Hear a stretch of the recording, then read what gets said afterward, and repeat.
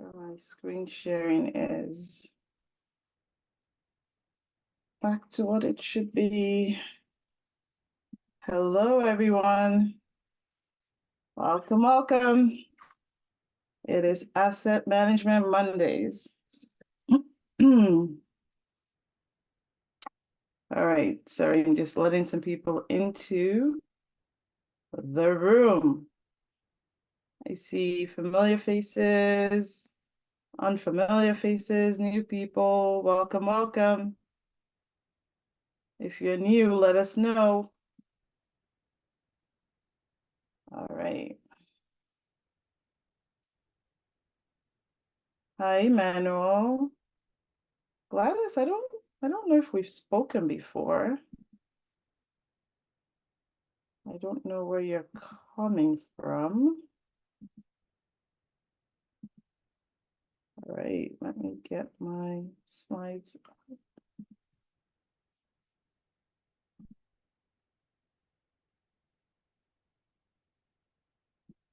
Hi, Dan. Am I gonna see you in 2 weeks? Ah, traitor. All right, let's get this started. Give me 1 second. I have lost. All right, Bibi, you let people in because I can't do that while I'm sharing this screen. All right. And I can't see what I'm sharing right now. Give me 1 second. Screen sharing is paused.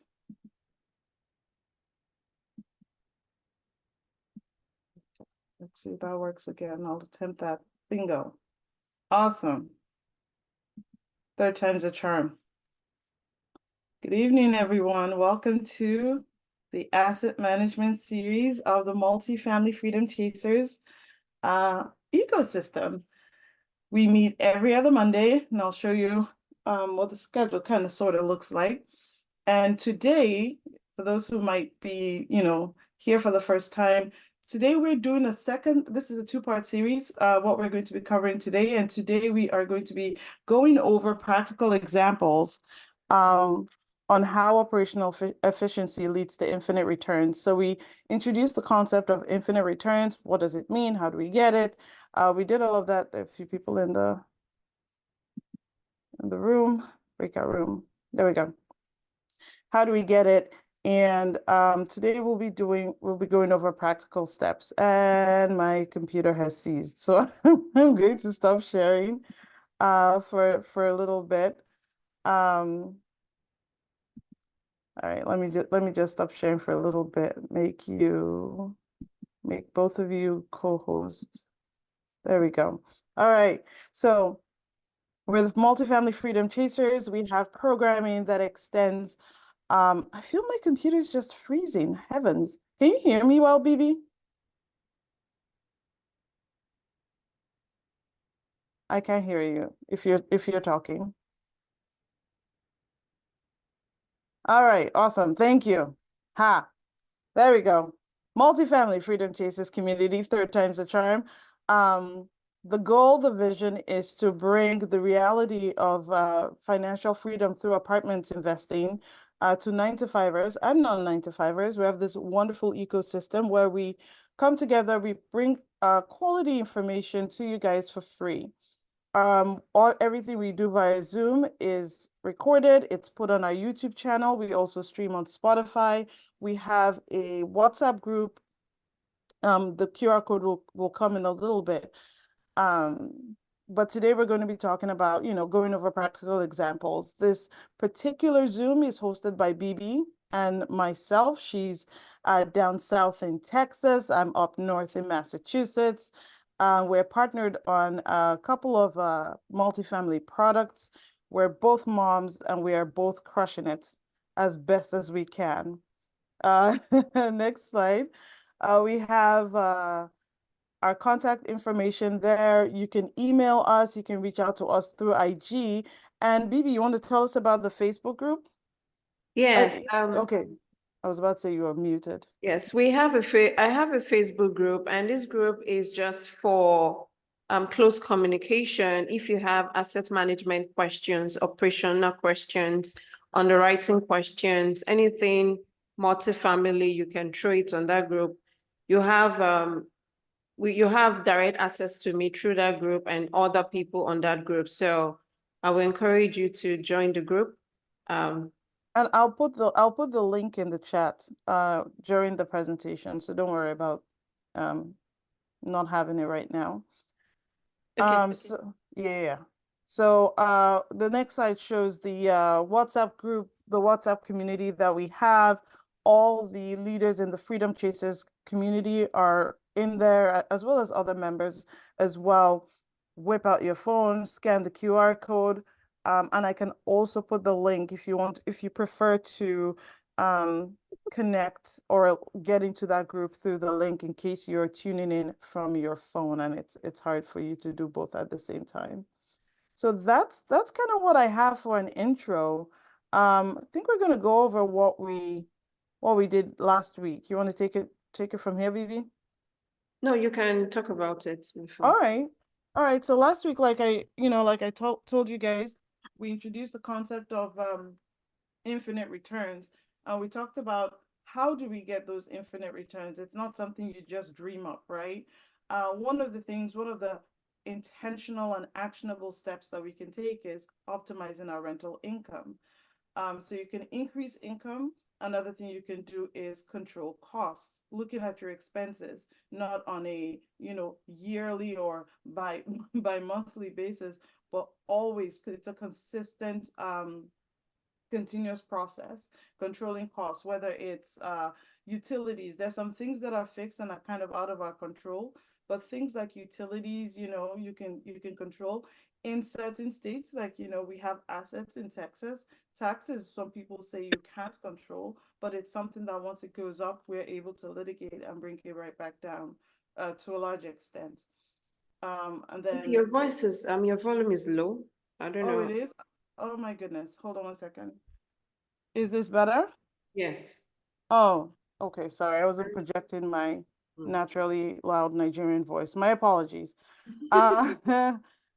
Uh, we talked about retaining tenants. There's a huge focus. A lot of people focus on bringing in new tenants, but how about closing the back door? The people you already have there, what kind of measures are you taking to make sure that the people that you already have stay there and they're happy? Because happy tenants bring in more tenants.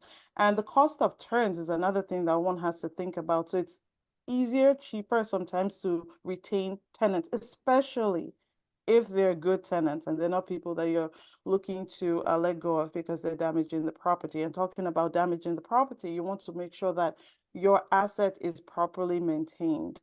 And then, of course, risk management. There's several steps that we talked about. So that's just an overview of the things that we went over last week. Again, the recording is on YouTube. It should be streamed on Spotify as well for those who may not have been present. And when I say last week, I really mean 2 weeks ago, chronologically. But those are the things that we went over last week. All right. Tag, you're it. Yes. Hello, everyone. This is Bibi again. Thank you, Ify, for giving us a summary of what we did last week. And we remember that I said I was going to give us practical examples because really, we can talk as much as from now to tomorrow, but if there's no practical understanding of exactly what we are saying, then there's an issue. So it's very important for us to understand, especially those of us that are limited partners and also GPs. This is very, very beneficial for limited partners. If that is where you want to be, you should understand how multifamily is one of, in short, if not the best asset you should be investing in. There's a caveat on that. That is if it's properly managed. So I'm going to share my screen now for us to quickly dive into the practical aspect of it. So I'm going to give you guys a brief summary about this deal. So these days 480 beds. So if you hear things like 480 beds, you should know that it's student housing. So it's 480 bed, and the business plan is to make it stable. So before you can achieve infinite returns, it's very important that you buy a property that has value add option, because that is the only way you can increase the value of such property. This is not a fix and flip. Like some people buy properties just for appreciation purposes. They just say, okay, I'm going to buy it now, and in 2 years, I'm going to sell. No, that is not the strategy in infinite returns. Infinite returns is a long-term strategy. It's not a short-term strategy. And you see this as I proceed. So many of us are very conversant with profit and loss. So this is a 7-year projection of a property, assuming you want to hold it for 7 years or more. So the business plan of this property is one, to make it stable. Making it stabilizing a property is value add on its own, meaning that you are increasing the occupancy and increasing your income, because the more people you put on that property, the more people you put on that property, the larger the income. You get more income on that property. That means you're increasing the net operating income of that property and increasing the value of that property. So any deal you are getting and there is no vision or no plan in sight, that is not a deal. That is something else you are doing. You need to have a vision or a business plan. It must solve a problem and all that. So if you look, so I'm going to give you a brief summary about this deal. So excuse me, I'm going to be shuttling between 2 tabs. So the value of this property at purchase was $13.3 million. The lender said they were going to give us 9.3110. That is about 30% down. That means we're going to bring 30% of the money, and the lender will give us 70% loan to value. There's a difference between loan to value and loan to cost. So this is for loan to value. That is the value of the property. Loan to cost is inclusive of any, let's say, CapEx stuff you want to do on that property. But in this case, it's loan to value. That is the value of the property. And that means we're supposed to bring in an equity of 3.9, approximately $4 million. So this was the value at the beginning. And so the business plan was that in year 1, we're going to increase every unit by 50 beds. And not just increasing it by 50 beds, we're going to also make the property stable. Because the people that are there are also below the market, because we did some analysis at the beginning to understand how this should work.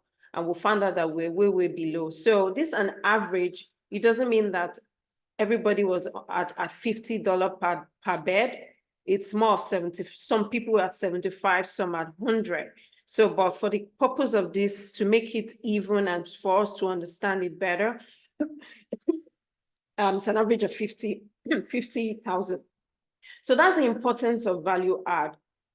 Everything you do, every value you tend to add must interpret or must translate to more income, must translate to returns. So this $50 per bed is already translating to returns. This property in year 1 was about 1.8, no, I think 1.6 million when we took over. So in year 1, we're projecting that it should be at 2.131908. The good thing about this is that this property is barely 7 months, and it's already at 2.3 million in terms of effective gross income. So this is the effective gross income. Then the next is the total expenses. When you subtract your total, your gross effective gross income minus your total expenses, you get your net operating income. What this means is that you are trying to increase your net operating income. our net operating income as at when we took over this property was, I think, about 600 and something thousand. So it means that we increase it just by making it stable in year one. We're able to increase it to 1,011,000. And after debt, if you take out debt from it, this is the loan. It's our debt per year. It was about 786,0554. And if you take that off, we'll have a cash flow of 225,776. This is year one. So the business plan is for us to refinance in the third year and sell in the seventh year. So how do we achieve infinite returns looking at this? Achieving infinite returns means that we want to give back the money, that is this 3.39 million, this 3.990 million that we took from investors. We want to return it back and keep going. That is the idea. So how do we do that? Is by pushing this NOI. That is this 1,011,830. We want to push it from this point to this point. And it's not a child's play. We're talking about 300 plus value.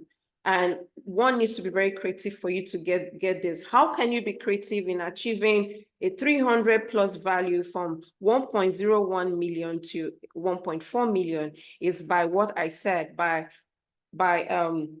increasing your rent, like renovating, increasing rent, making the property stable. For this case, we did not need to renovate because one, the property was an A-class property. It did not need any capex renovation. The challenge this property had was that it was unstable. So that was the value we saw in it. So all we needed to do was make the property stable and increase rent at the point where it becomes stable, because you have to be very careful. You don't want to be increasing rent and also be trying to stabilize your property. You might shoot yourself in the feet. So you might want to concentrate more on making the property occupied. Then your year two plan might be to start increasing rent. So that's our plan on this. Our plan was we'll continue doing what the previous owner was doing. We're not going to move rent in year one, but we're going to try and push up the stability of this property. Whereas from year two, we can start increasing. So that is what exactly we are doing. So increasing this from 1.1 to this, that is the business that we are looking for. And so going by that, in year three, if we decide to refinance in year three, our cash flow would have increased by another 400, our NOI, our cash flow would have increased by 400 and something thousand. Remember, there are different ways your investors can make money, and cash flow is one of the ways. So meaning that in 3 years, they would have gained 225,000 and 613,000 and 678,000 just by making this property stable. This is just purely cash flow, nothing to it at all. And if whoever has invested, your average cash on this deal would have been this amount. It will keep trending up as you keep going and all that. So the property value, I'm going to discuss more about the cap rates in my next slide. Cap rate affects the value of a property. I will discuss that after we are done with this, but based on this, assuming the property value remains at 7% cap rate, that means this property value should be somewhere around between $19,000 to $20,000 based on this. So the lower the value, the higher the property. The higher the cap rate, the lower the value. So we want to ensure that our NOI keeps going up. And the only way to do it is by, one, increasing your gross effective income. And that is by, you can introduce things like your reserve parking, like what we discussed last week. You can introduce things like ROBS. ROBS is charging back your tenants for their utility. If you do all that, you'll be able to increase your income.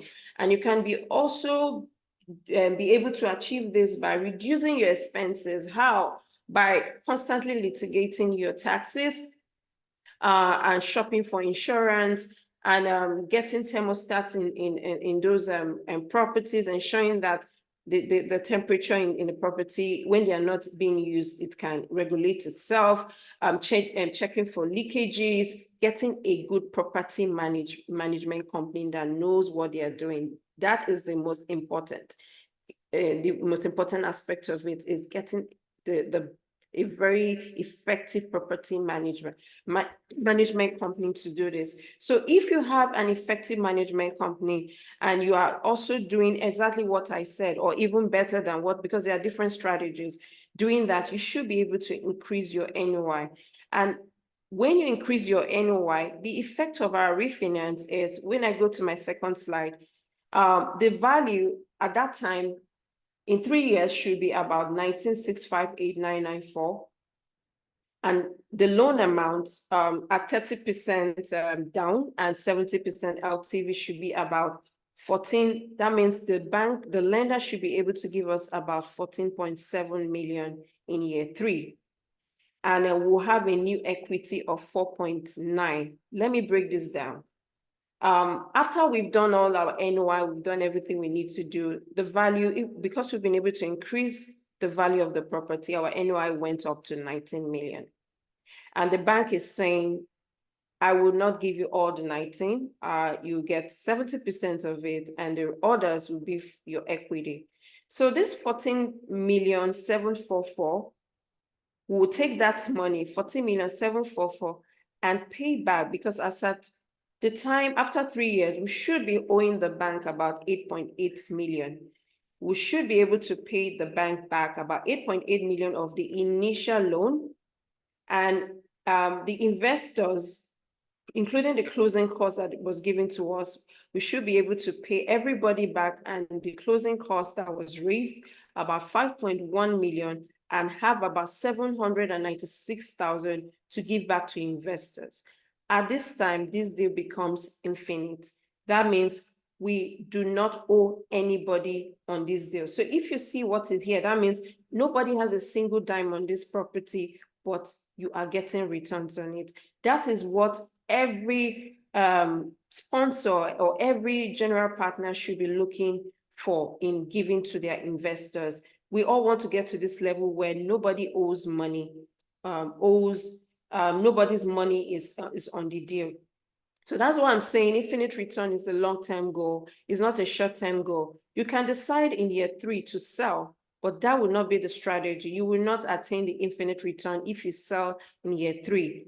I know some of us have the fix and flip strategy. 3 years, the property has gone up. Let me sell. If you sell in year 3, this is where you'll be at. You will only get a combination of 225, 613, 678, and this 700, and this this 796. That will be all you will get on this deal. But the longer you hold on to a deal like this that is performing and you guys are doing the job, the beneficial it becomes. So let's assume we decide to take this deal after refinancing it, pulling out money from it. Remember, there are 2 things.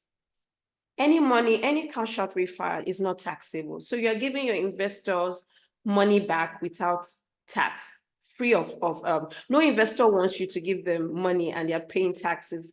They're paying some tax on it. Nobody wants that. And I also forgot to mention, another thing that you'll be getting out from this is depreciation. So on this deal, we did a cost segregation and we got about 2.3 million, and also on the books another 400. So that's about 2.7 million that would have been distributed to the investors in year 1. So this is really massive. So for example, if your investors have K1s, they can also use it for the next year.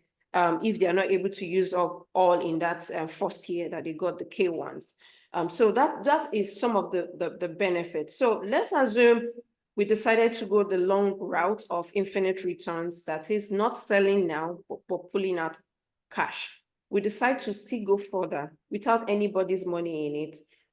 That means in year 4, you'll be giving your investors about 473,523, 574, and 626. It will be a total of 3,715,000 only on cash flow.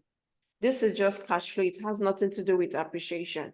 But if you cut down the life of this, you will not get this. So infinite returns is a long term. I will not stop emphasizing on it. But another thing I need to bring to your mind is, because we are going to take a new loan, or we've taken a new loan, our debt amount would go up. Our debt amount will go up and might affect the cash flow because of the interest rate. So I will also discuss the effect of interest rates at the point of your refinancing your property, how that can affect your infinite returns as well. So if you decide to keep going from between year 3 to year 7, this will be the outcome of that. So let's assume I decide to sell in year 7. Well, guess what? We are not selling this property in 7 years. The plan is 10 years. So for the purpose of this training, we are sticking to 7 years. So we can as well refinance in our 3rd year, and it comes 6th year, we'll do the same thing. We'll repeat the cycle again on the 6th year. So we can do this cycle twice, and the investors will get way more than 11 million. They should be, at that point, if we decide to refinance twice and exit in year 10, they should be getting almost 20 million out of this deal for nothing, without their money in, because they would have gotten their initial 50,000 or whatever amount they have invested, would have gotten it, and this is just free cash coming into them at this point. So if we decide to sell, at that point, the bank, if we decide to sell on the 3rd year, sorry, my screen is blocking the 3rd. So at the point of sale, this property in 7 years becomes 21,385,000. And this is just because we were able to increase our NOI. That is why this property from 13.3 million in 7 years becomes 21 million. If we decide to pay back, definitely we have to pay back the initial loan. The initial loan was about 13,593,352 because we've paid some down. Remember, they gave us 14 million. We've paid some down within 4 years. So at this point, it becomes 13,593 million. And we'll have an excess cash flow of about 7 million left to share with investors. So if you do the math, 7 million plus 796,000 plus your 3 million that you give them as cash flow, that will give you about almost 11.6 million to your investors. This is if we decide to do the refinancing once and we don't do it a second time.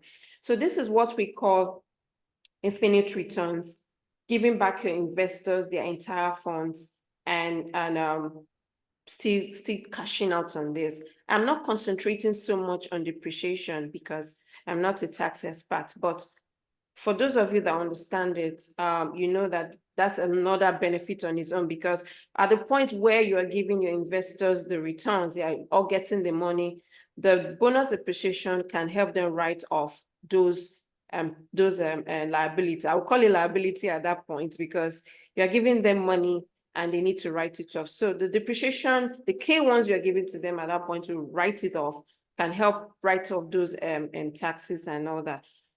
Tell me, if you do this to your investors, why wouldn't they be a repeat customer?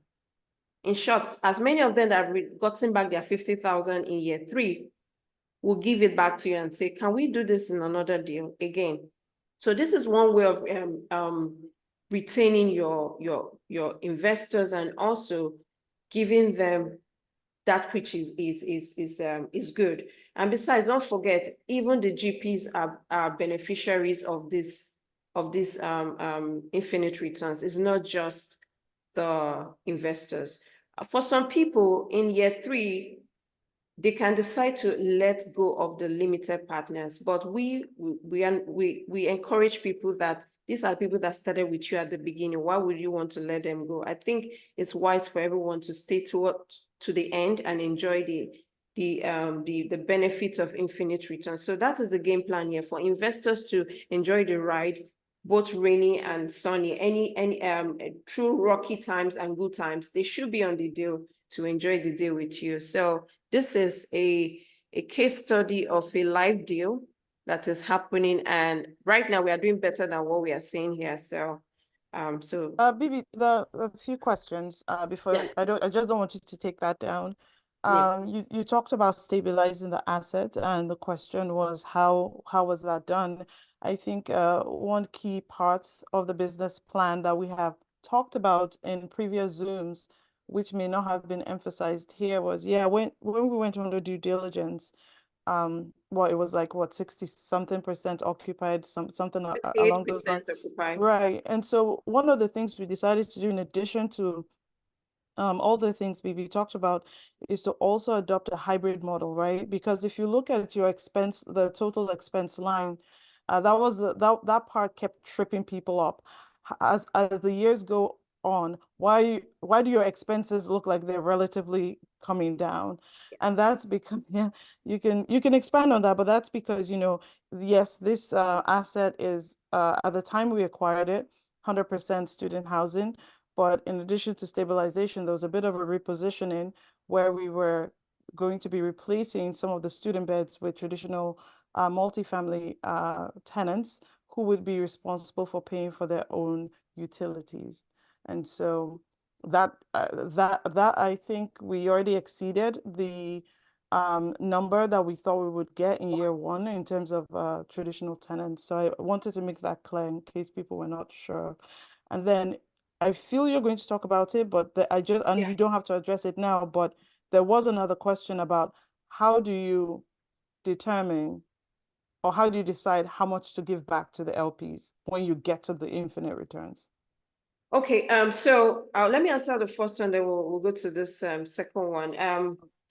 Um, like what I said, the business plan is very important. So if you have how do you even create and when do you even create that business plan? Most times the idea comes during when you're doing your underwriting and when you're doing your due diligence. You keep seeing things, opportunities that you can take advantage of.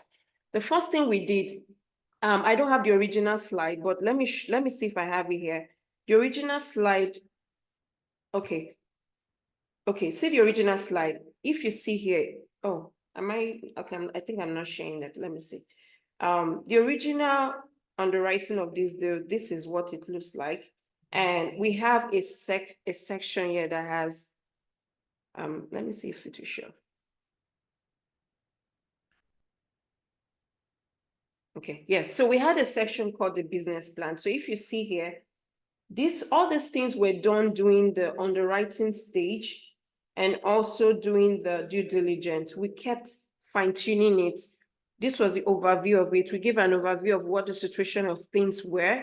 Then we went to start breaking down what is the exact amount, what are they doing currently? So if you see a current rent and where should we be in year one? So we kept breaking it down. And when we're doing that, we kept seeing opportunities at that point, at the time where we're doing our due diligence. We kept breaking down everything. And that's when we knew that the school was going through some little issues, and we saw that the demography was changing and we're having more of residential people moving in. So things were already changing, and it took us due diligence to know that because we were combing the market. So all these things, they go hand in hand. You have to check them out during your due diligence. That's when you create your business plan. And that's when we knew that if we replace the residential with students, we can reduce our utility bills. How? We'll ensure that the tenants, the residential pays for their utility bill. It's a little more difficult for students to pay their bills. You have some little complication. Imagine you're chasing 480 people to pay their utility bill. That might go south. So you really might not want to do that. So it was always paid for students, and for residential, pay your bills. In short, we are not even doing ROBs. Connect directly to the utility company. And that was what is helping us bring down our expenses. So that was a strategy we used for that. You can go any way you want to, but these were things we found out during the diligence that it was achievable. Then for the second question, Ify, can you remind me? Sure. Sure. The second question was asking, and oh, hey, Trevor. The second question was asking, how do you decide how much to award back to the LPs? Oh, yes. So all these things needs to be defined at the beginning. your communication starts at the beginning. You can start changing things at the end. Although you can do that, but you must inform them about it, and it must be logical. So at the beginning, we thought of it. Initially, the plan was for us to exit in the third year, and that was it.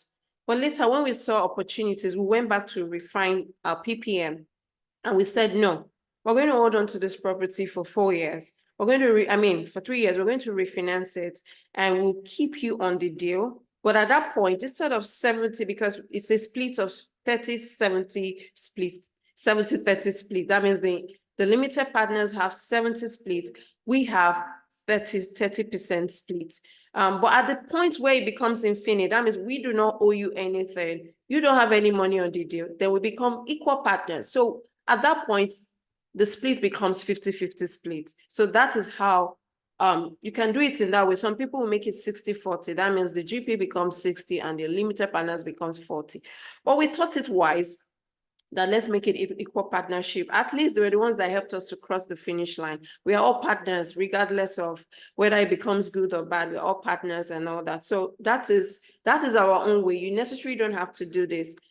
For some of you, you need to learn to read your PPM. There are some clauses here that you might want to run away from. I saw one PPM, and in that PPM, what was stated there was that once it becomes infinite, they will buy us out. So you need to be sure what exactly is going on in your PPM. Don't just sign things without checking out the key. I know it's voluminous, it's very, very big, but try to check out some key items in your PPM to know at what point do you exit. Everybody exits.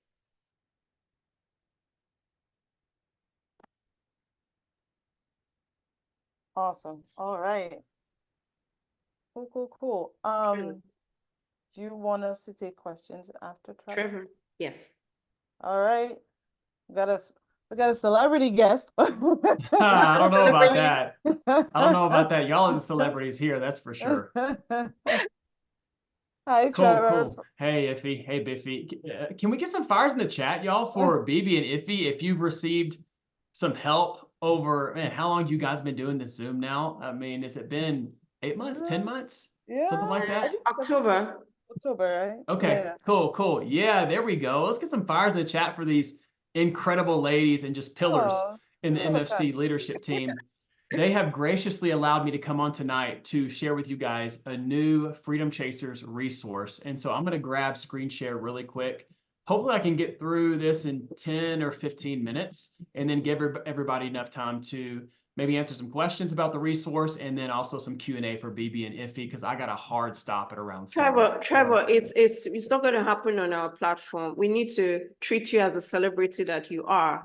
So for those of you that do not know Trevor is one of the founders of MFC, this platform we are using. So you can't just come here and just talk like that. So we need to give honor to honor is due. So Trevor is here to discuss a very good opportunity. So I will advise and suggest that we all take advantage of this. Thank you, Bibi. I really appreciate that. Can y'all see the screen there that has the Grant Cardone quote in it? Yep. Okay, outstanding. So I'm going to launch into it, y'all. So Grant Cardone, whether you love him or hate him, he's exactly right when he says this. The greatest wealth transfer of our lives is upon us. And it's coming really from 2 unique factors. It's the baby boomers growing in age, and they have quite a lot of wealth in their generation, and that wealth has to transfer. That's the first thing. And the second thing is the unique commercial market that we find ourselves in. And here are some, I would say, quite eye-opening statistics related to the commercial real estate market that actually is priming an incredible opportunity that we're on the cusp of. So right here, you got $2.7 trillion in debt that's maturing by 2027 in commercial real estate. You combine that with $26 billion of multifamily loans that are below the 1.0 DSCR. And everybody on this call should know what that is, but if you don't, that's okay. That means that these properties, these teams can't make their mortgage payment to the bank. Not a good situation for them. And then you combine that with almost 100,000 properties that traded in 2021, 68% of them were purchased with a 3-year bridge debt. And now all those loans are coming due this year. So you put all these factors together, and it is the perfect time to go all in on multifamily real estate and get ready to take advantage of the greatest wealth transfer that probably we will see, at least in my generation, no doubt. So let me talk about here multifamily real estate roles. And this is extremely important. When it comes to multifamily real estate and being a successful investor, it's critical to lay a solid foundation in these 4 primary areas. So we have deal sourcing, underwriting, partners, and investor relations, and then asset management.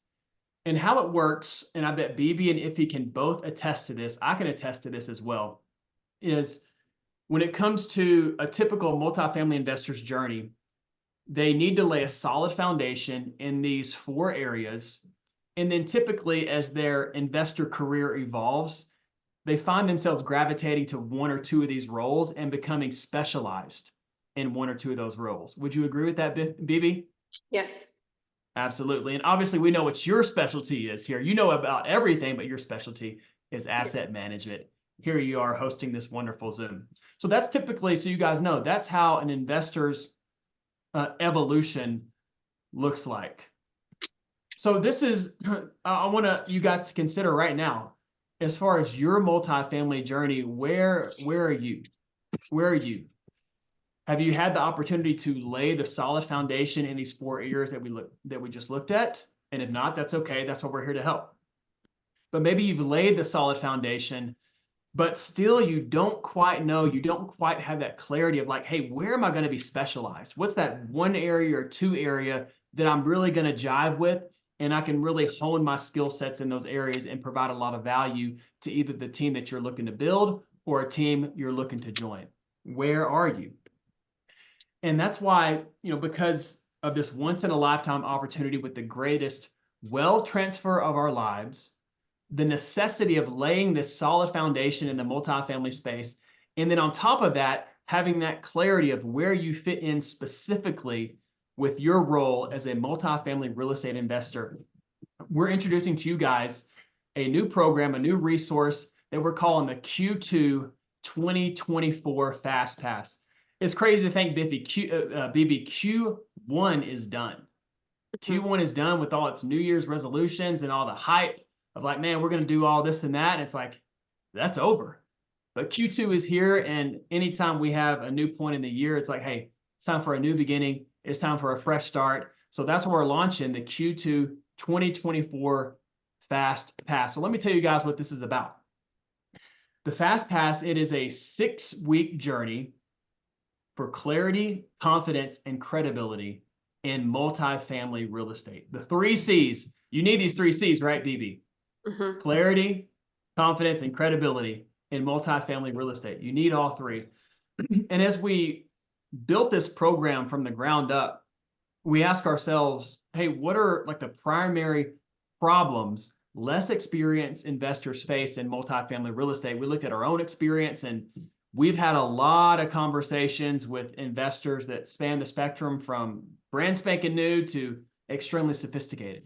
And on the newer-ish side, these are some of the problems that we found out in ourselves and in our conversation with others. The first one is, where do I start? Where does one start when they want to launch into this new space called multifamily real estate investing? Also, like real estate in general, there's many different places where someone can slot in. It's like, man, there's too many options. Like, where do I put my foot in the door? And then also, the Freedom Chasers, we built our community so that it caters to the working professional, right? But working professionals, maybe you have a family, like you're really, really busy. So maybe the thought is, I'm too busy to figure this thing out, right? I don't want to waste my time. And then also, of course, the mindset is huge. Can I really buy multi-million-dollar buildings? This was very difficult for me to wrap my head around for a while. Can we really buy multi-billion-dollar buildings? That's why the first segment of the Fast Pass program is to help those that are in the program overcome these problems. So that's why we have, starting off here with our first pillar of the program, streamline your start in multifamily investing. And the purpose of this segment is to jumpstart your investing journey, even if you have a busy job and without wasting time. So what's included in this segment is a one-on-one onboarding interview, a goal-setting workshop. We're going to help you with your mindset. We're going to help you with time management. We're going to show you how to start your investing journey. You have access to our Freedom Chasers Foundations course, which has over 30 hours of content addressing each of the 4 foundational areas. And then also there is a weekly Fast Pass group huddle live Zoom. I'll talk about that in a little bit. That's $199 of value. Also, the second segment that's going to help you address the problems here is Know Your Role. So this is related to your personal plan so that you can have clarity on your best fitting role in multifamily real estate. So this involves understanding your personality type, how it jives with the different multifamily investing roles.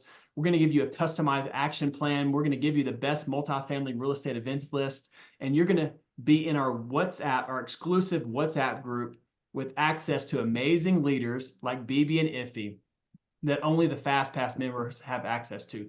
That's $199 of value right there. But Bibi, there's more problems. There's more problems that need to be solving. And how about this one? This one is really challenging. The problem of I don't have credibility. I don't have credibility. Has anybody ever, I want to hear from the audience here, have y'all ever encountered that obstacle? Put a 1 in the chat if you've ever encountered the obstacle, or even just the mental block of I don't have credibility, so how can I be successful in this space? 100%, 100%. I was right there with you. I was right there with you. You don't have credibility. And this is related to the second point. I've never done a deal before. And this funnels into the third point. All that contributes to just nervousness, talking to brokers and just talking to other multifamily professionals that you have to engage in the space. And then it takes too much time to build credibility. I don't have that much time.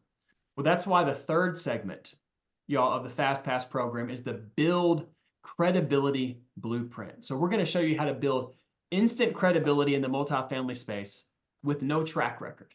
You don't have to have your first deal done yet. So this is where we're going to show you how to talk to the different personnel in multifamily real estate, like brokers and lenders, overcome their objectives, teach you how to network at a high power level, teach you how to connect with experienced multifamily sponsor teams. And this one, the weekly Fast Pass group huddle live Zoom.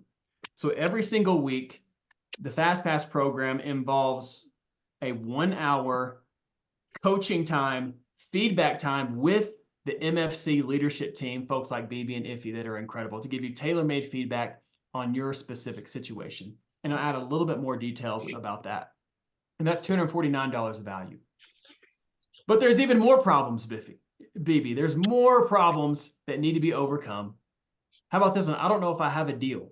You got to send an OM, but I don't know if it's a deal. I'm doing some preliminary underwriting, but I still don't know.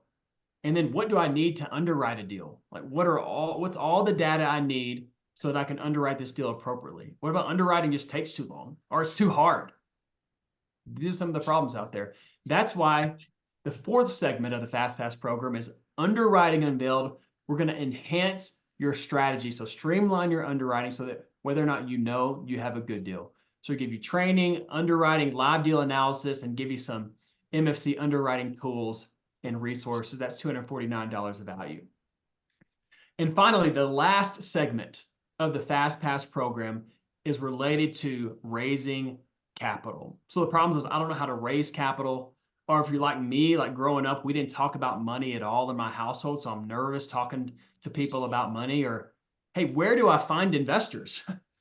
Where do I find investors? And then if I do, what do I say to potential investors?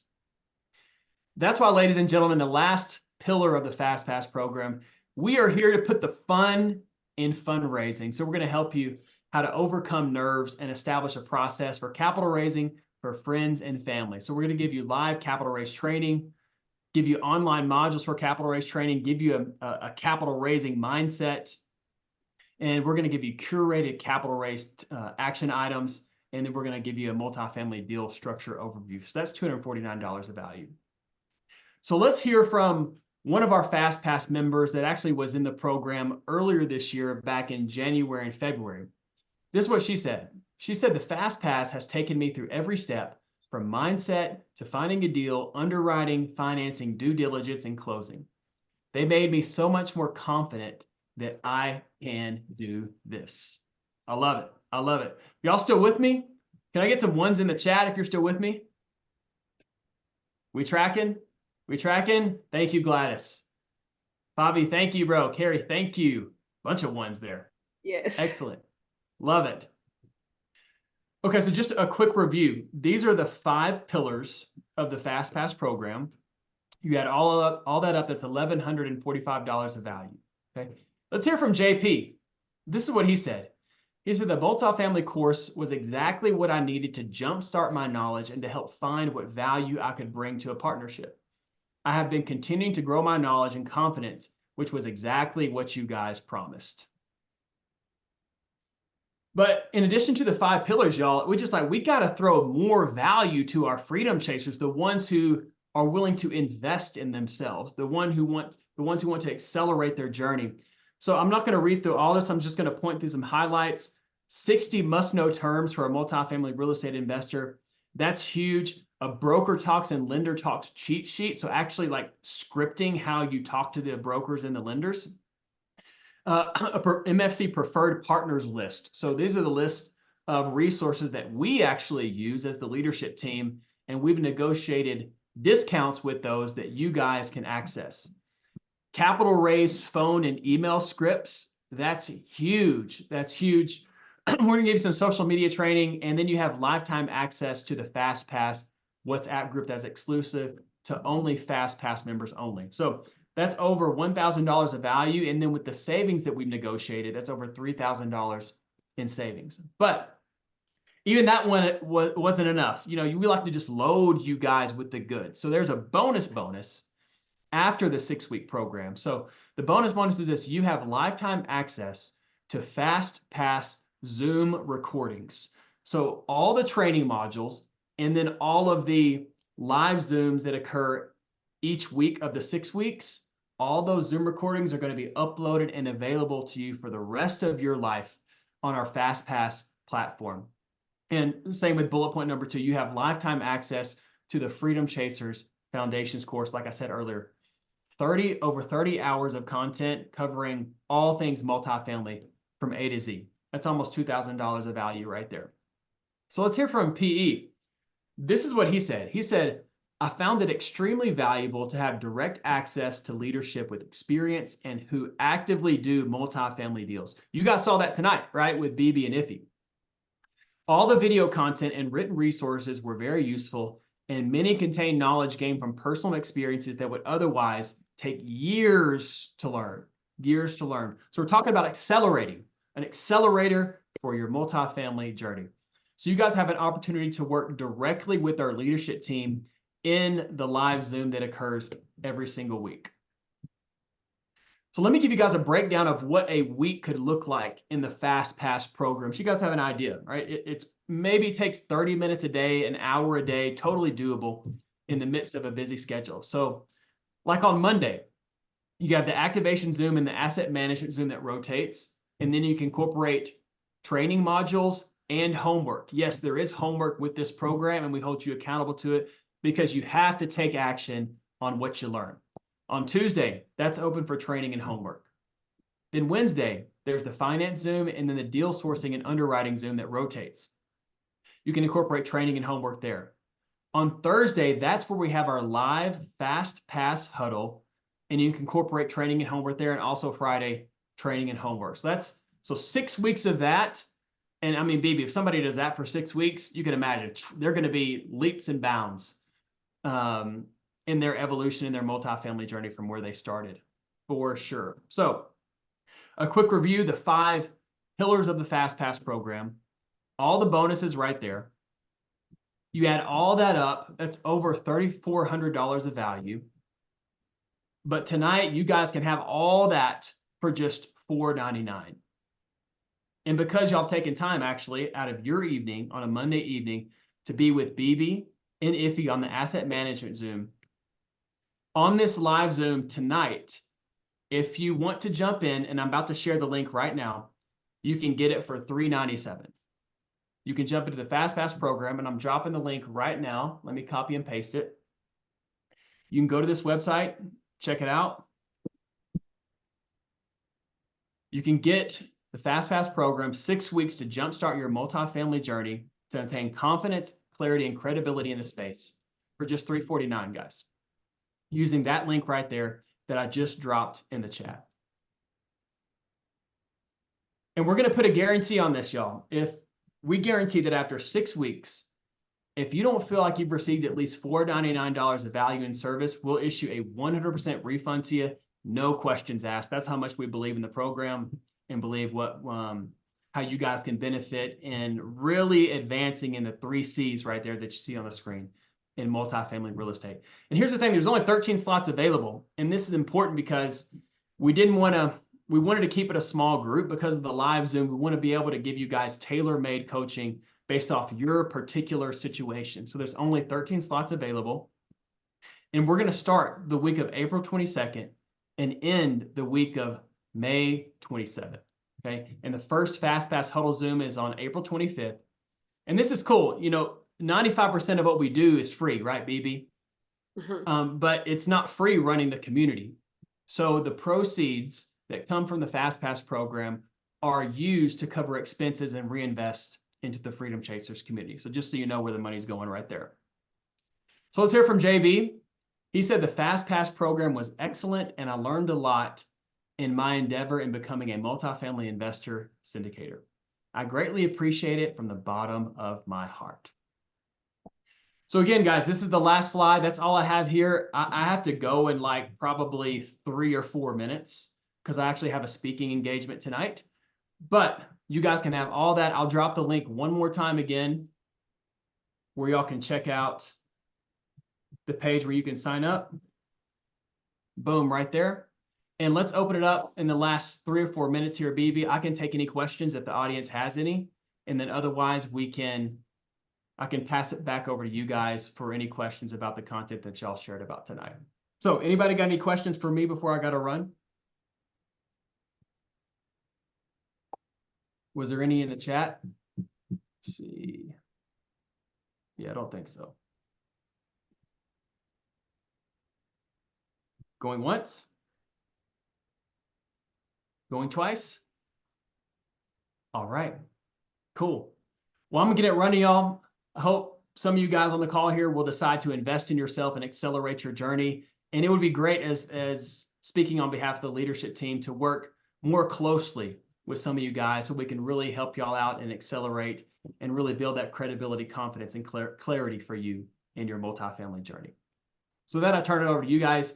Bibi and Iffy, thank you for having me on, and y'all enjoy the rest of y'all's evening. Thank you, Trevor. Thank Bye, you. y'all. Yeah, bye. Yes, so we still have 2 more slides to go. I don't know, should we wrap it up or what do we do?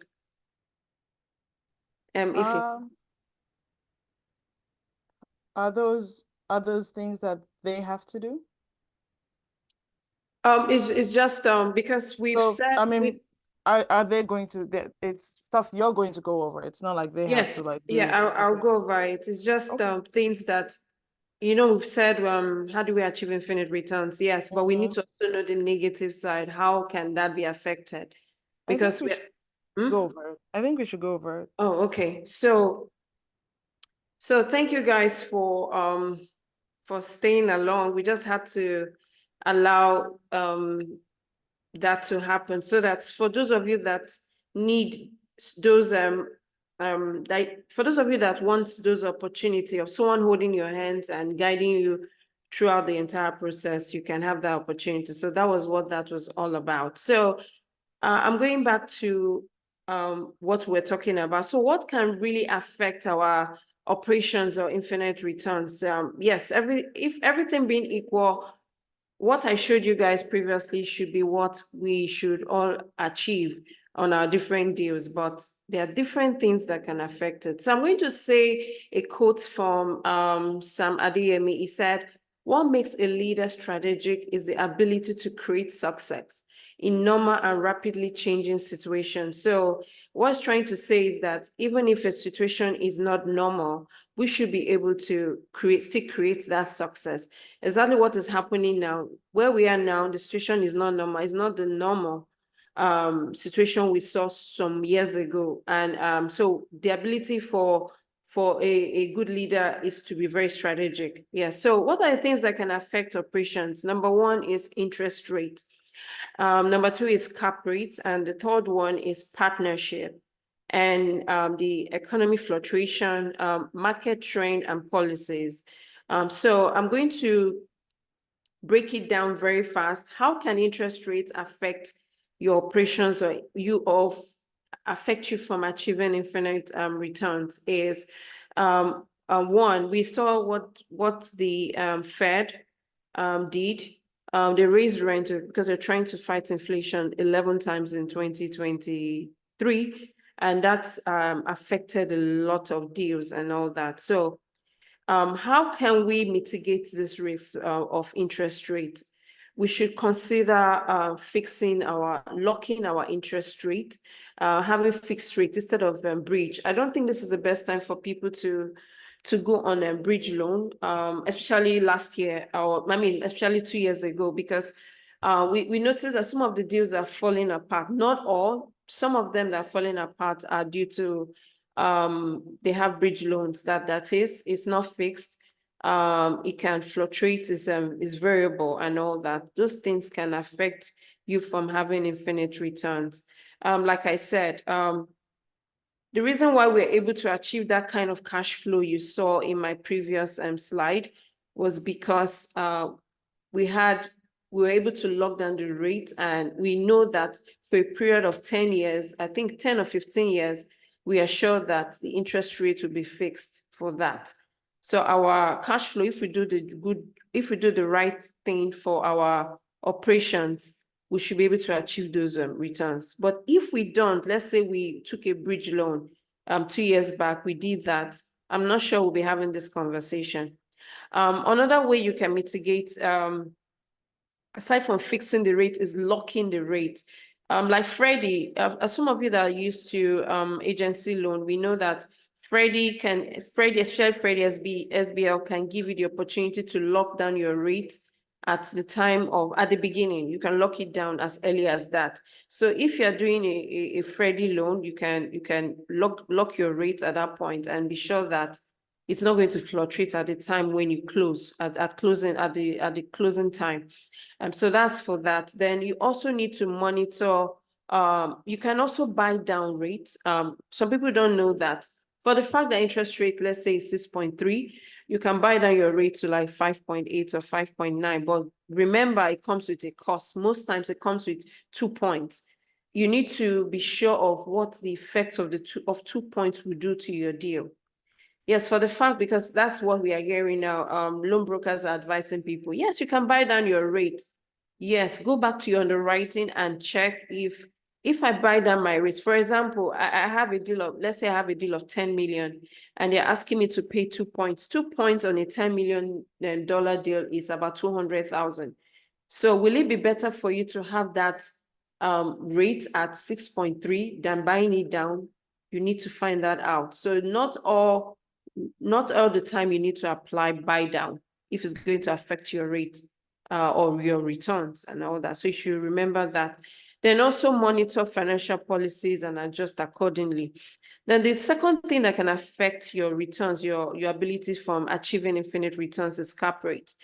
Cap rate is very critical. Like we saw some deals that had fixed rate, everything, operations was good, everything fantastic. The reason why I'm saying this is because I'm actively looking for deals. So I'm seeing on real time what is happening with some operators. They operated the property very well. They executed their business plan. Everything went as said, but cap rate has become an issue.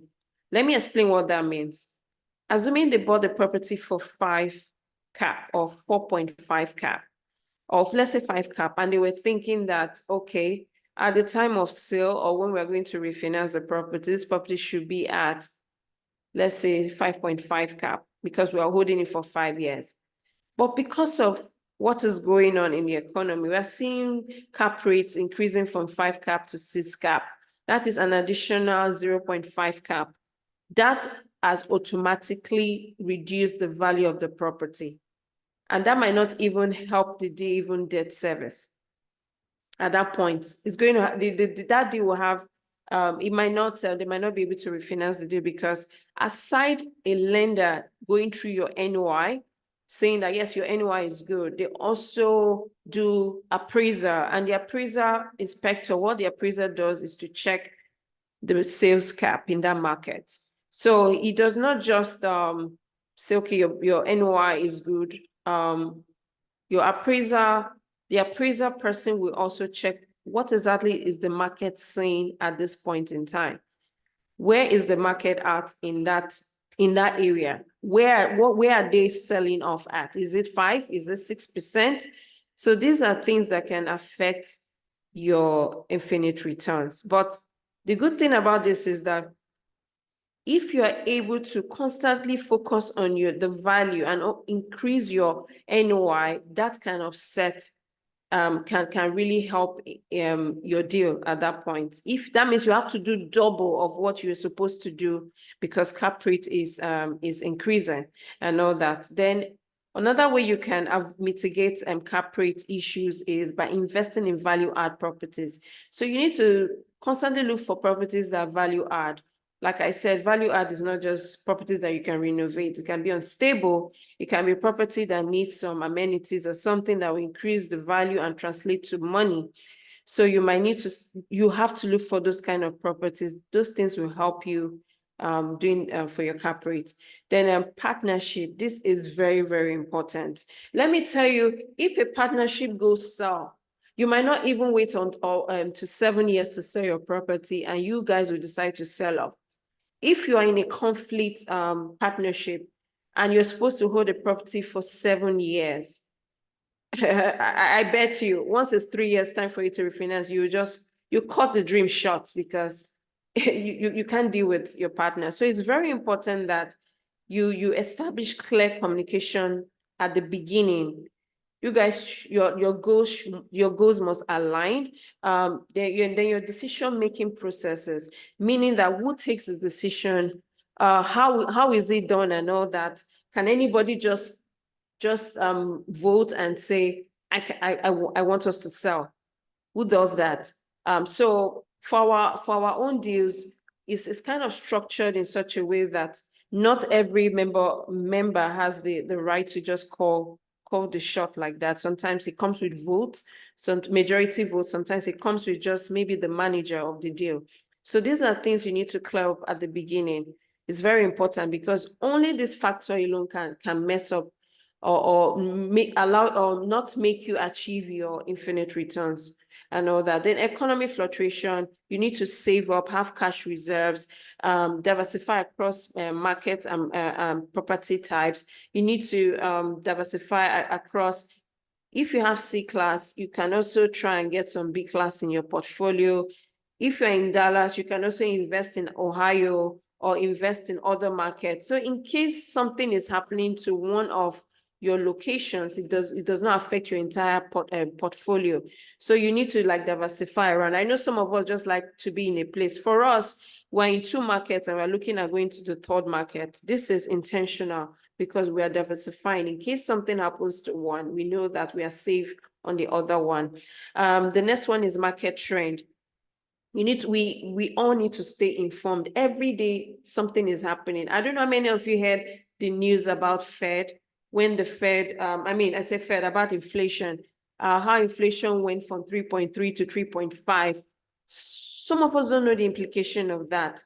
That alone can change the algorithm of so many things that are supposed to happen. Like we all came into 2024 with the assumption that the Fed was going to reduce interest rates, but with this happening, we don't see that happening as it is right now. We are not seeing that the Fed is going to reduce the interest rate anytime soon because inflation is going up. So you need to keep yourself informed every time and know how does the market trend affect, how does the market affect your deal or your upcoming deal and all that. Some deals will fall off at escrow. Yes, they've gone hard doing due diligence, but they might not be able. Let's assume the Fed decides to raise rents because of this inflation stuff.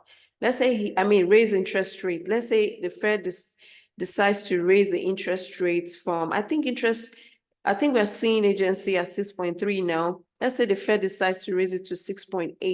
Do you know some deals will not close just because of that little increase? It's a lot of issues. So we need to pay attention to what the market is saying at every point in time. Then policies, we need to engage our policyholders by voting, by talking to them. If you're close to them or you have access to them, you need to talk to them about things you want to see in your market. So to summarize this entire, I know we are tired, it's still longer than normal. To summarize this entire mitigation process is, I'm going to read this out. Maintaining a proactive and adaptive approach while focusing on a long-term value creation can help mitigate the effect of various external factors on your operations and work towards achieving infinite returns in multifamily investment. So we need to be very proactive and adaptive. If something is happening, we need to adapt to it and look for ways in which we can improve on it. That is being a strategic leader and all that. So I think that I've come to the end of my presentation. I will end with this quote. The more strategic you become, the longer the view. Knowing that the future is actually created today. So we need to be strategic in at every point in time. It's not cast on stone. If you need to revisit things, if you need to reshaping your strategy, your business plan, go ahead and do it. Thank you all. Amazing. Amazing. Awesome. Thank you guys. So next week, so Bibi, I can't share, unfortunately, but next week, which is in 2 weeks, for those who are used to my my terminology. So next week we're going to be going back to something that we had revisited earlier on in our asset management series. Let's see. So we're going to be going over, property management's role in your business plan and budget. Okay, so who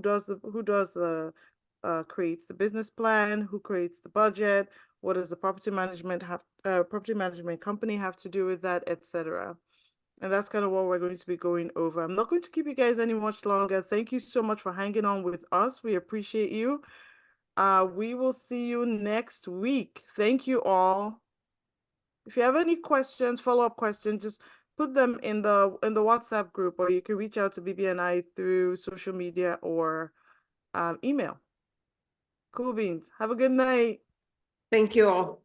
Thank you. Thank you.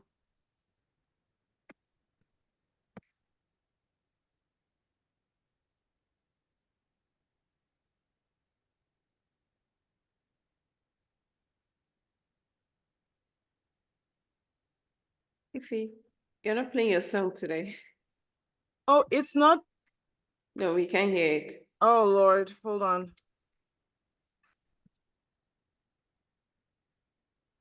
Oh, there I was looking all thinking I was sharing, and I was not. Yeah, you're right. I wasn't. But it was playing on my end. Hold on 1 second. I got it. I was jamming to it on my own end. But today is Monday, not Friday. I know. It's like Friday for me because I work the weekend. So.